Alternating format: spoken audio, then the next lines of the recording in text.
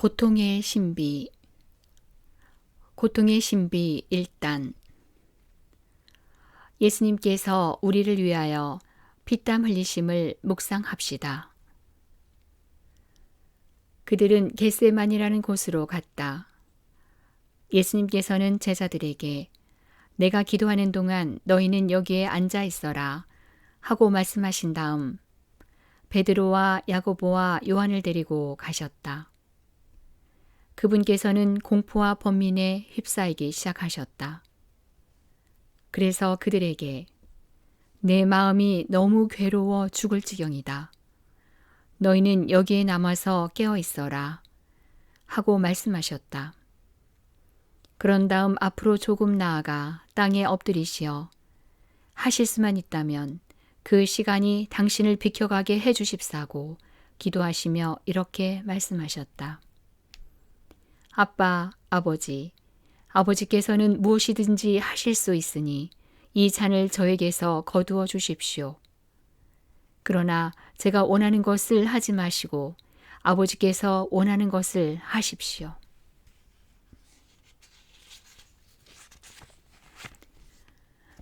함께하는 현존. 그리스도인은 고통을 완전히 없앨 수 없다는 것을 알고 있습니다. 또한 고통에 중요한 의미가 있을 수 있다는 것도 알고 있습니다.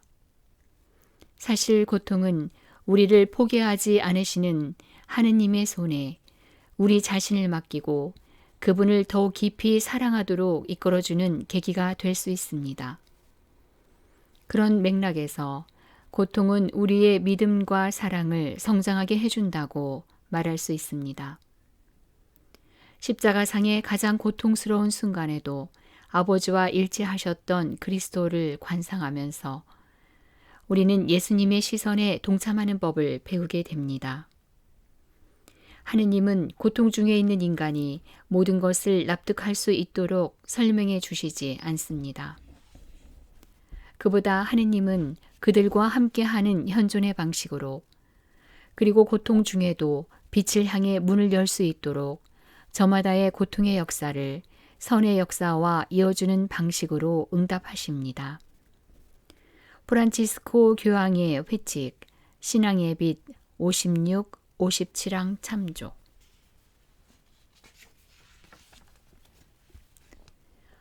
고통의 신비 2단. 예수님께서 우리를 위하여 매 맞으심을 묵상합시다. 빌라도가 다시 그들에게 그러면 여러분이 유다인들의 임금이라고 부르는 이 사람은 어떻게 하기를 바라는 것이요? 하고 물었다. 그러자 그들은 십자가에 못 박으시오 하고 거듭 소리질렀다. 빌라도가 그들에게 도대체 그가 무슨 나쁜 짓을 하였다는 말이오? 하자 그들은 더욱 큰 소리로 십자가에 못 박으시오 하고 외쳤다. 그리하여 빌라도는 군중을 만족시키려고 바라바를 풀어주고 예수님을 채찍질하게 한 다음 십자가에 못 박으라고 넘겨주었다.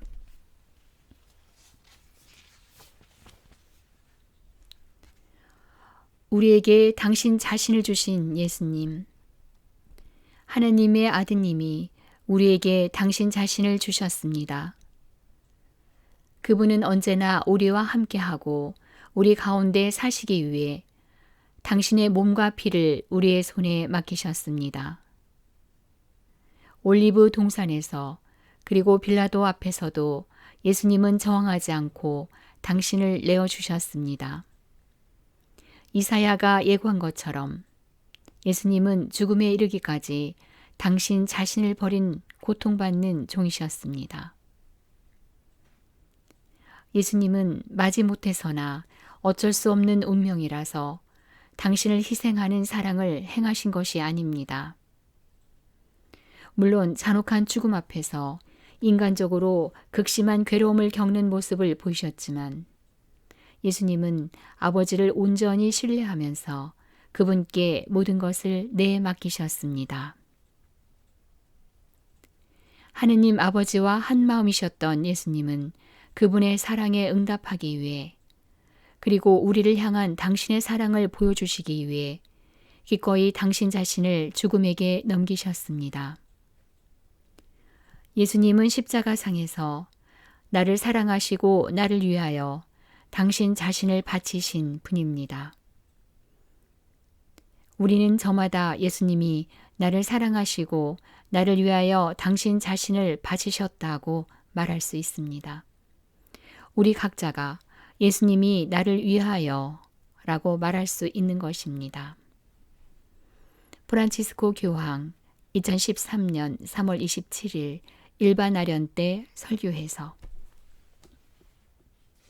고통의 신비 3단 예수님께서 우리를 위하여 가시관 쓰심을 묵상합시다. 군사들은 예수님을 뜰 안으로 끌고 갔다. 그것은 총독 관저였다.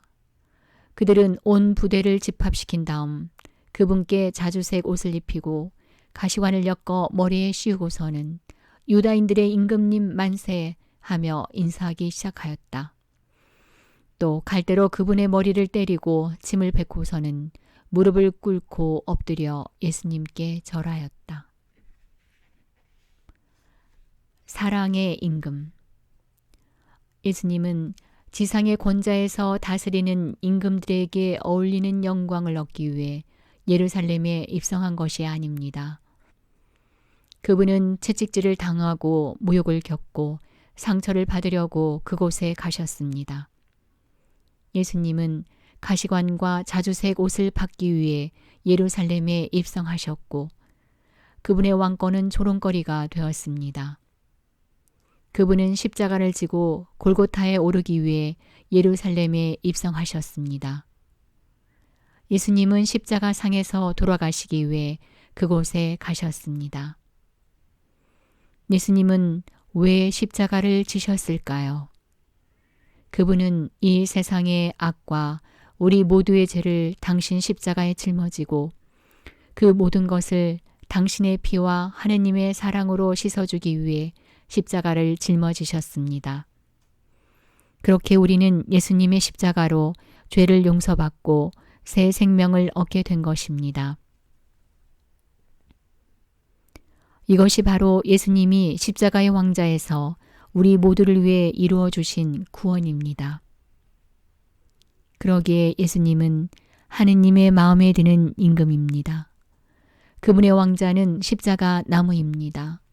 우리가 뒤따르는 임금, 우리와 동행하시는 임금은 매우 특별한 분입니다. 그분은 십자가를 마다하지 않는 임금, 우리에게 사랑과 섬김을 가르치시는 임금이십니다. 프란치스코 교황 2013년 3월 24일 강론에서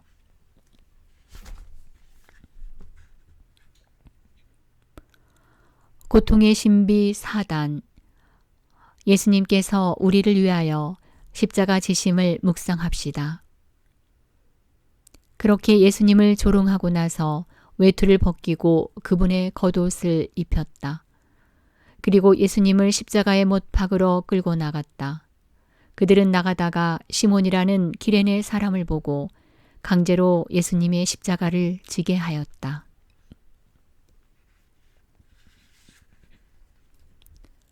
십자가의 논리 안으로 들어가기. 예수님을 따른다는 것은 다른 이를 만나기 위해, 삶의 변두리로 가기 위해 우리 자신에게서 나가는 법을 배운다는 뜻입니다. 또한 우리의 형제 자매들, 특별히 가장 멀리 떨어져 있는 이들, 사람들에게 잊힌 이들, 우리의 이해와 위로와 도움이 절실히 필요한 이들을 위해 가장 먼저 움직이는 법을 배운다는 뜻입니다. 이것은 점점 더 하느님의 논리 안으로, 곧 십자가의 논리 안으로 들어가는 일입니다. 십자가의 논리는 무엇보다도 고통과 죽음의 논리가 아니라 생명을 주기 위해 자신을 내어주는 선물의 논리이고 사랑의 논리입니다. 그리스도 예수님은 우리에게 오시기 위해 당신 자신 밖으로 나오셨고 구원과 희망을 선물하는 당신의 자비를 우리에게 주시기 위해 우리 가운데 함께 하셨습니다. 그러므로 우리가 예수님을 따르고 그분과 함께 하고 싶다면 잃어버린 한 마리 양을 찾으러 그분과 함께 밖으로 나가야 합니다. 우리는 언제든지 밖으로 나가야 합니다. 이것은 하느님의 사랑과 너그러움, 존중과 인내로 이루어지는 것입니다. 그렇게 우리가 우리의 손과 발과 마음을 내놓으면 하느님은 우리를 이끌어 주시어 다른 이들을 만나러 밖으로 나가는 우리의 활동이 풍성한 열매를 맺을 수 있도록 해 주실 것입니다. 프란치스코 교황 2013년 3월 27일 일반 아련 때 설교에서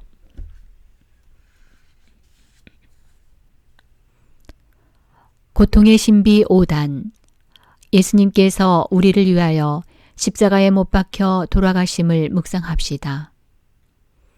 낮 12시쯤 되자 어둠이 온 땅에 덮여 오후 3시까지 계속되었다. 해가 어두워진 것이다. 그때 성전 휘장 한가운데가 두 갈래로 찢어졌다. 그리고 예수님께서 큰 소리로 외치셨다. 아버지, 제 영을 아버지 손에 맡깁니다. 이 말씀을 하시고 숨을 거두셨다. 예수님의 십자가는 아버지의 사랑의 말씀. 예수님의 십자가는 세상의 악을 향한 하느님의 말씀입니다. 간혹 하느님은 악을 두고도 침묵하시는 듯합니다. 그러나 실제로 하느님은 악을 향해 말씀하시고 응답하십니다. 그분의 응답은 그리스도의 십자가입니다. 예수님의 십자가는 사랑과 자비와 용서를 담고 있습니다. 하지만 그와 동시에 이 십자가는 심판의 말씀이기도 합니다. 하느님은 우리를 사랑하시면서 심판하십니다. 우리는 이 사실을 잊지 말아야 합니다. 하느님은 우리를 사랑하심과 동시에 심판하십니다. 그러니 우리가 하느님의 사랑을 받아들인다면 구원을 받지만 그 사랑을 거부한다면 단죄를 받게 될 것입니다. 하느님이 아니라 나 스스로 나를 단죄하게 되는 것입니다. 하느님은 단죄하시는 분이 아니기 때문입니다. 하느님은 오직 사랑하고 구원하실 분입니다. 그러니 우리 모두 함께 십자가의 길을 걸어갑시다. 사랑과 용서의 말씀인 십자가를 마음속에 품고 걸어갑시다. 우리를 너무나 사랑하시는 예수님의 부활을 기다리며 걸어갑시다. 사랑이 전부입니다. 프란치스코 교황 2013년 3월 29일 십자가의 길 집전 때 설교에서